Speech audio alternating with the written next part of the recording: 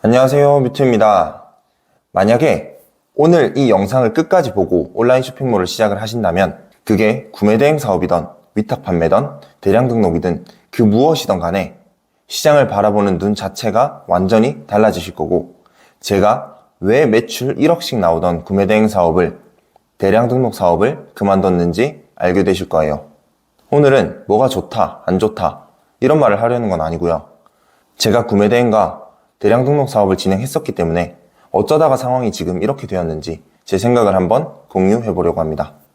아무튼 이걸 알고 있는 사람과 모르고 그저 지금 유튜브에서 하는 말들을 보고 따라 하시는 사람들은 나중에 엄청난 차이가 날 수밖에 없을 거예요.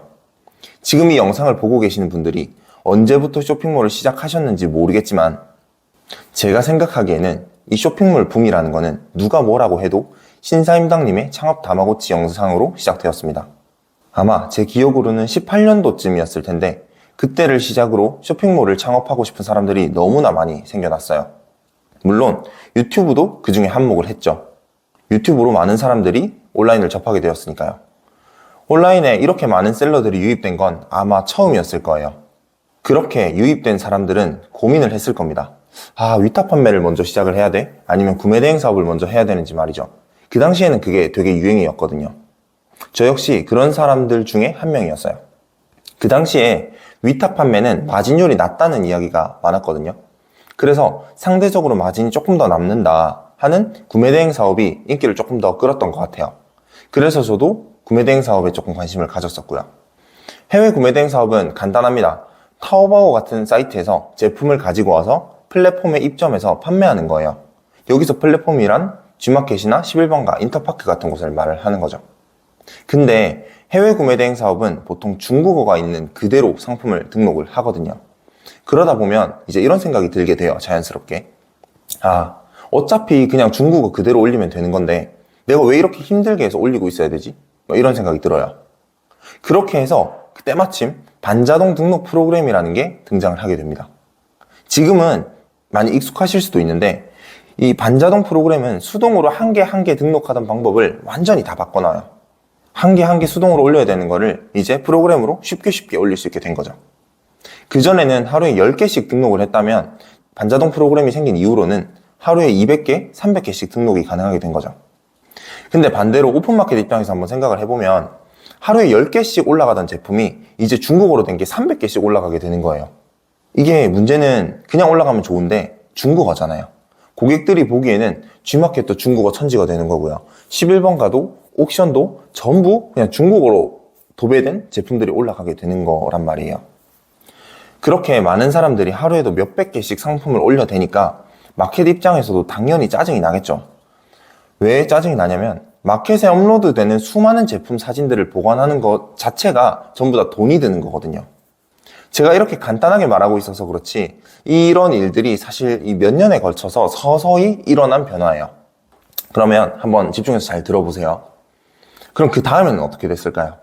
첫 번째로 무제한으로 등록할 수 있었던 쿠팡에서 2021년 8월 달에 갑자기 등록 수량 제한을 딱 걸어버립니다. 제품을 하나하나 정성 들여서 등록을 하는 방식이 아니라 반자동으로 등록하는 것 자체가 등록 수량 자체가 매출이 되는 구매대행 시장이었기 때문에 이 수량 자체가 딱 제한이 돼버리니까 매출이 떨어지는 현상이 발생하게 된 거예요. 그래서 사람들이 눈을 돌린 곳이 바로 대량 등록입니다. 등록 수량이 제한됐는데 그럼 하나씩 정성 들여서 올려야 되지 않냐? 수량이 제한됐는데 대량으로 올리면 그게 의미가 있냐? 이런 걸 궁금해 하실 텐데 여기 이유가 조금 있습니다. 원래는 하루에 8시간 정도 일을 했다고 가정을 해보면 반자동으로 매출이 한 달에 5천만 원 정도가 나왔다고 해볼게요. 근데 이게 수량이 딱 제한이 돼버리니까 점점 효율이 떨어지는 거예요. 그래서 만약에 8시간 일을 해서 5천만 원의 매출이 나왔어야 되는데 이게 2천만 원 정도로 떨어졌다고 한번 생각을 해볼게요. 그러면 대량 등록 프로그램도 원래 있었던 거예요. 근데 대량 등록 프로그램이 매출이 2천만 원 정도가 나왔기 때문에 반자동 프로그램이 동일한 시간을 일했을 때 훨씬 더 효율이 좋아서 썼던 거예요.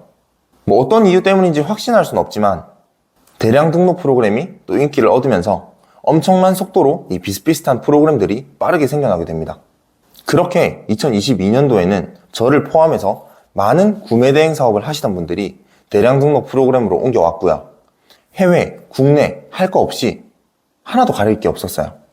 특히 국내 구매 대행과 해외 구매 대행을 같이 병행하시던 분들은 이제 이런 생각이 들었어요.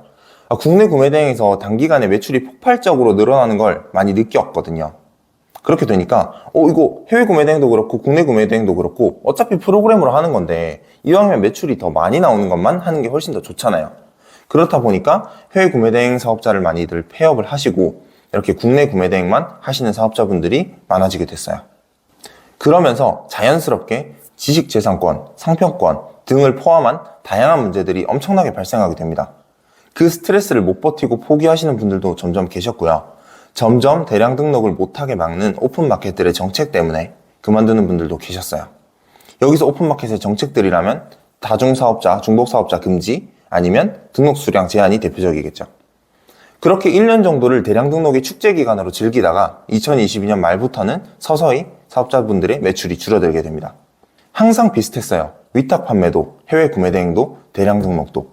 하지만 그중 진짜 잘하시는 분들은 그 시장에서도 계속해서 지금까지 살아있겠지만 후발주자로 이제 쇼핑몰을 시작하는 사람들은 이런 일들이 있었기 때문에 지금 이 시장이 이렇게 형성되어 있구나 정도는 알고 시작했으면 좋겠어서 이 영상을 찍게 되었습니다.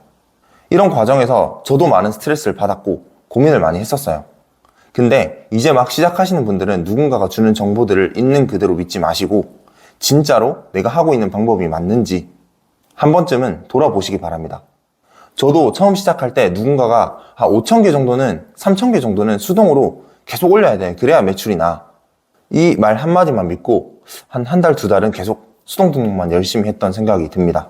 근데 그 수동 등록을 했던 방식 자체가 틀렸다고는 말을 할 수 없지만 그건 그때 당시에 그분이 시작하셨을 때 먹혔던 방식이라는 거예요. 지금은 충분히 달라졌을 수 있습니다. 왜냐면 이 온라인이라는 게 너무너무 빨리 변하니까요. 이 점 참고하시면서 온라인 사업을 시작하시면 좋겠습니다. 그럼 다음 영상으로 뵙겠습니다. 감사합니다.